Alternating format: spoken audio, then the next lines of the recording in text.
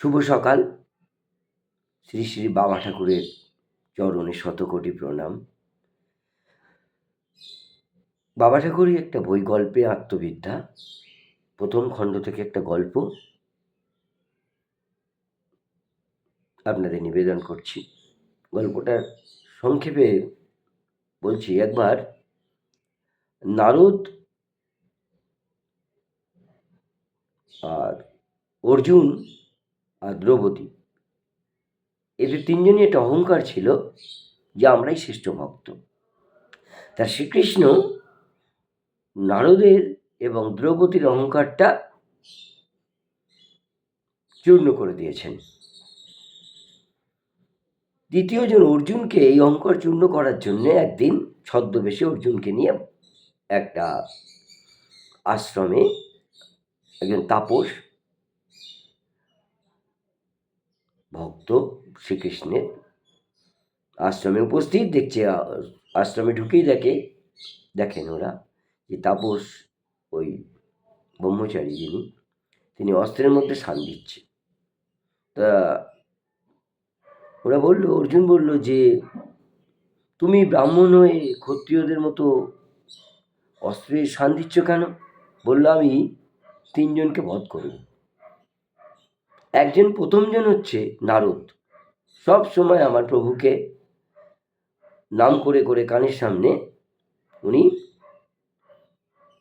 আমার প্রভুকে সবসময় ডিস্টার্ব করেন। দ্বিতীয়জন হচ্ছে অর্জুন, আমার প্রভুকে সখা বানিয়েছে, রথের সারথি, এবং আমার কত আস্পর্ধা দেখো, আমার সখাকে, আমার ইষ্টকে সারথি বানিয়েছে এবং তাকে দিয়ে রথ চালনা করাচ্ছে। তৃতীয়জন হচ্ছে দ্রৌপদী। তখন দুঃশাসন রাজসভায় উনি বস্ত্রদান করছিল, তখন আমার ইষ্টকে অসাধ্য সাধন করতে হয়েছিল বস্ত্র জোগাতে গিয়ে। এই তিনজনকে আমি বধ করব। ওরা তিনজনই আমার ইষ্টকে খুব, অর্থাৎ শ্রীকৃষ্ণকে খুব হয়রান করেছে। তখন সব কথা শুনে ভয় পেয়ে গেল অর্জুন। যদি আমাদের চিনতে পারে তাহলে এক্ষুনি আমাকে নাশ করবে, হত্যা করবে। শ্রীকৃষ্ণকে নিয়ে উনি ওই স্থান ত্যাগ করলেন এবং তার আগে প্রণাম করলেন ওকে, যে আমার থেকেও কিরম বড় ভক্ত। আমি তো গুরুকে খালি ব্যবহারই করেছি, শ্রীকৃষ্ণকে, কিন্তু ওর যে প্রীতি, ওর যে শ্রদ্ধা, ওর যে ভক্তি অনেক গুণ আমার চেয়ে বেশি। সেই নমস্কার করে ওইখান থেকে বিদায় নিলেন।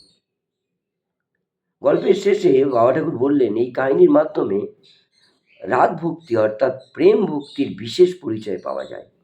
ভগবান সবসময়ই তার ভক্তকে নিজের চাইতেও বড় করে প্রকাশ করেন। তিনি নিজের জন্য কিছুই করেন না, ভক্তের জন্য সব কিছু করেন। প্রকৃত ভক্ত যদি হয়, তিনি নিজের মহিমা নিজেই ব্যক্ত না করে ভক্তের মাধ্যমে ব্যক্ত করেন, অথবা ভক্ত সেজে তার মধ্যে নিজেই খেলা করেন, নিজের মহিমা নিজেই ব্যক্ত করেন। জয় গুরু। আজ এইটুকুই।